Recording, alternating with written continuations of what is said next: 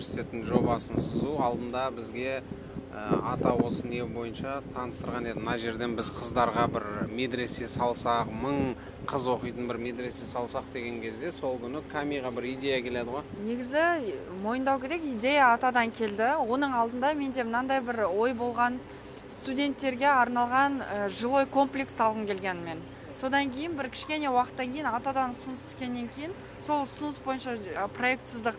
Негізі ең керек, ең мықты инвестиция, әсіресе сауап жағынан, мен ойлаймын, білімге құйған садақа деп ойлаймын.